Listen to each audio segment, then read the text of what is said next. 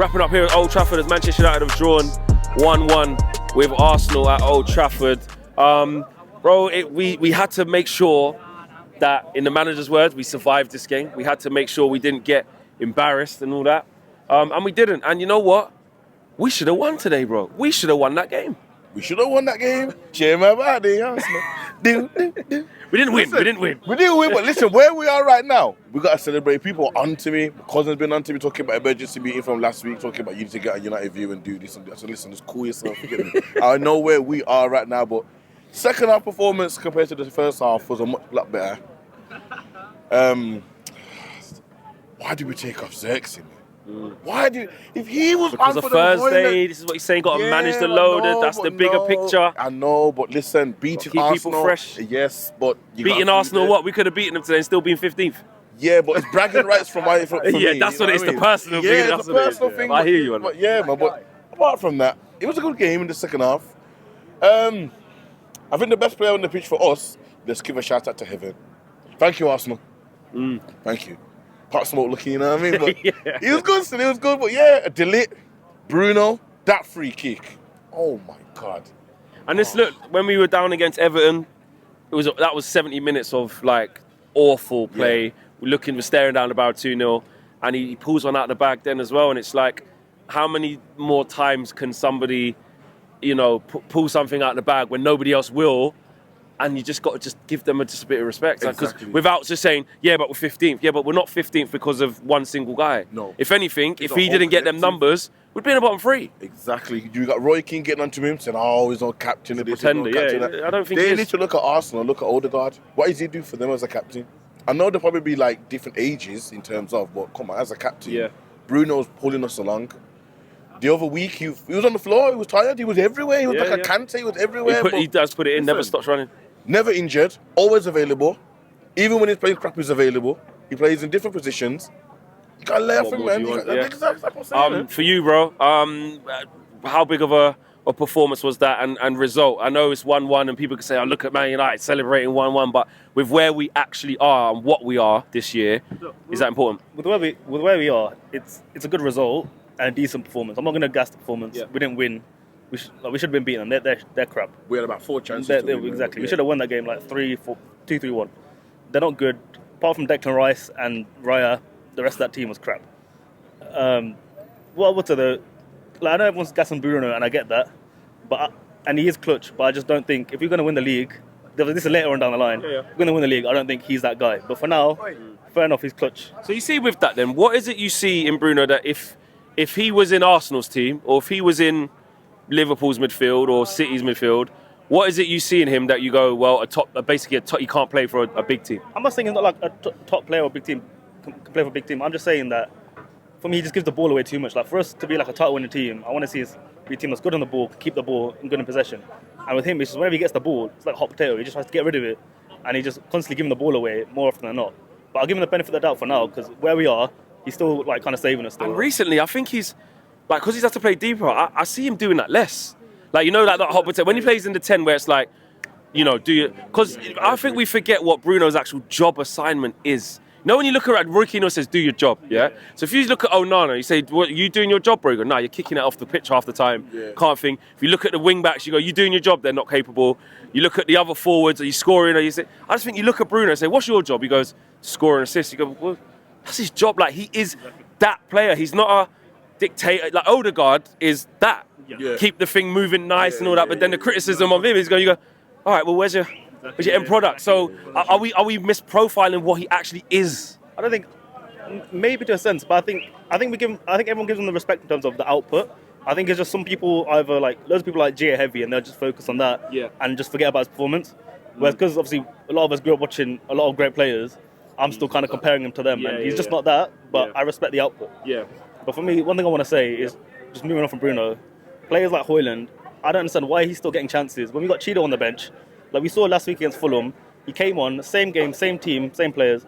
He managed to create 3 chances for himself. Hojlund couldn't create a single one. And today when Hojlund had a chance, he couldn't even take the shot. He's just crap.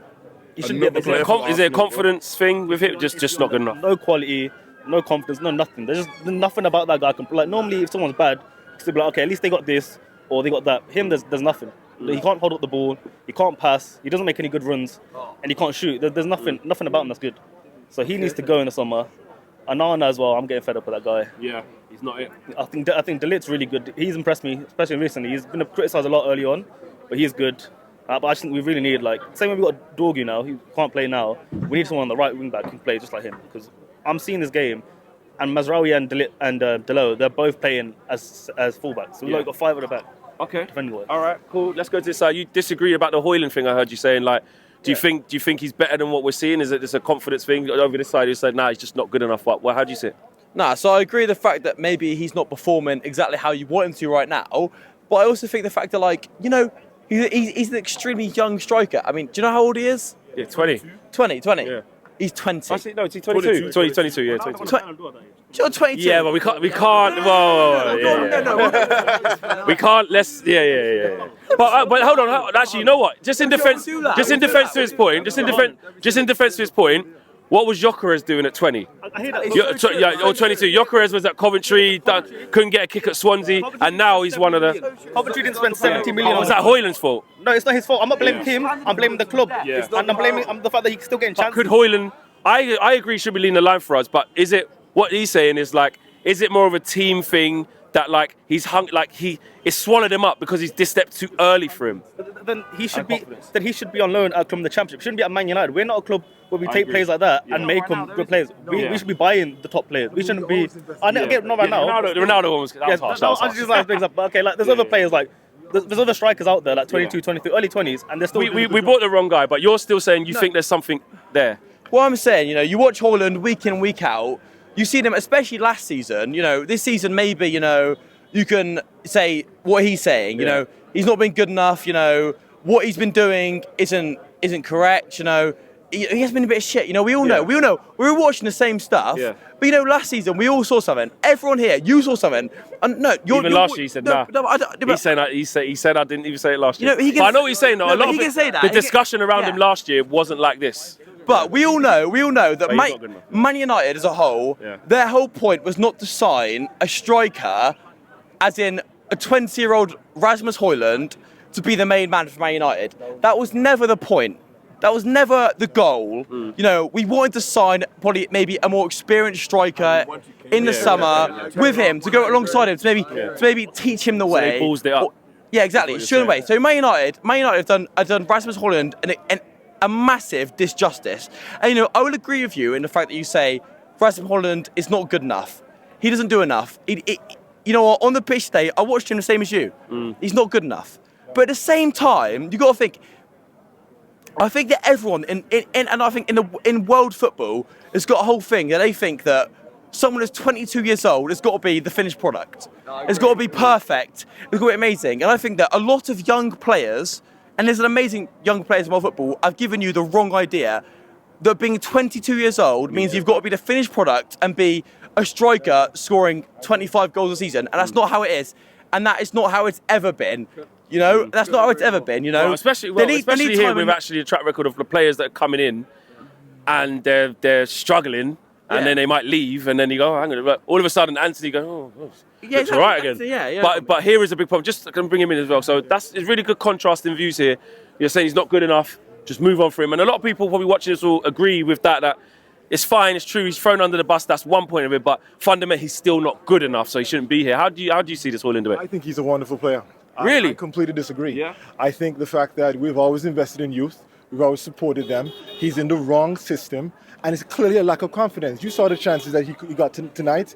You see him there, you're yards away from the goal, you don't take that shot. That is clearly confidence. He's overthinking every last detail. There is a player in that system, but he should be working under a much better experienced striker to build off of. We've never, in our history, had a scenario where we relied on one 22-year-old striker to lead the entire line and bring us up. When has that ever happened? But now all of a sudden we want to put him there and say, hey, do what's never been done before. Give the guy a chance. Put on the strikers with him, a better system around him, a proper number 10 behind of him, and you see a better striker. His movements, we bought him to cut in between the lines. That's the kind of player we wanted to do. And he's not saying he's not good. He's saying, because someone just said he's not good as well. He's saying that basically the pressure that's on him He's been bought as the main striker. He shouldn't be in this situation where he's the main striker. Exactly. None of this pressure that get in the 6-yard box and fucking shoot the ball. None of this. Cheated Obi Martin. He played 45 minutes against Fulham. He got in the box. He had 3 big chances. More big chances than Hojlund had in 17 games for Man United. So you're saying there's no excuses for what he's doing now? You know? Just get in the 6-yard box. If you're not scoring goals, get in the 6-yard box. At least try and get in there and try and score a goal. No. You're right. Which one of you were supporting Ahmad 2 years ago? Huh? Which one of you? You put him in the right system with. No, that's the point. That's the point. That's what he's saying. Though. Give him a chance. Give him a chance to grow and develop. The point is, we have all got different views on the game. 100%. Absolutely. So you argue with me, and you'll just go. If you don't What do you reckon about Hojlund? Do you think that because there's basically two sides of the coin here. There's this coin that's one side that's saying sales. Heads and sales. Well, do you think he's good enough, but his just confidence is low, or do you think he shouldn't be? He's not good enough for this level. What do you reckon? I could play better than him, 100%. I'm fucking 59 years old. I thought.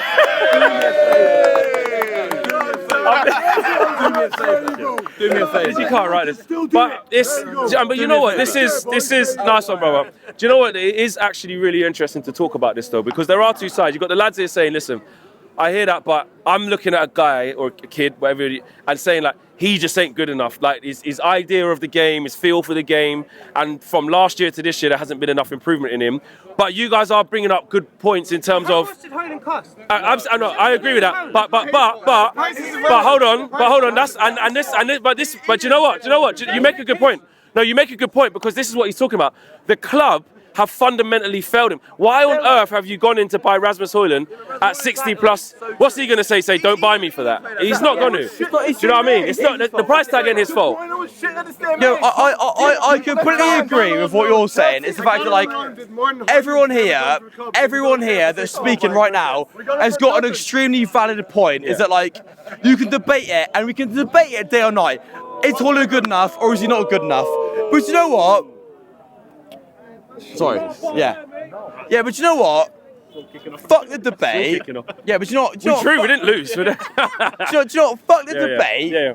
We, all of us right now, we're all United fans. We don't have a choice. Yeah. So for the rest of the season and potentially next season, Rasmus Hojlund is our striker. So you may as well. No, Well, but he's not. Cheeto is there. Okay. Okay, we've all seen Cheeto Obi Martin at Fulham. You know, he looks like he's got a bit. Yeah. Come on, we all know he's got a bit. Okay. No, but you know what? Rasmus Hojlund is our striker, and you know what? We all of us. No. You know. All of us here know. Disagree or agree, everyone knows that maybe he's not been good enough this season, but you know what, you may as well back him and give him a bit, because everyone's seen last season that he's got what it takes to become a top striker. Okay. And we all seen last season. I think we could literally be here, as you can see, we could literally be here for the night. Watch out. We could be here the whole night debating this, the Rasmus Hojlund debate. Who knew that the Rasmus Hojlund debate would spark this much division? It's crazy. I just asked the question. I didn't think this would happen, but we're out of here wrapping up as this is going to carry on until the next year because it's getting a bit heated now. We're out of here. I'm out.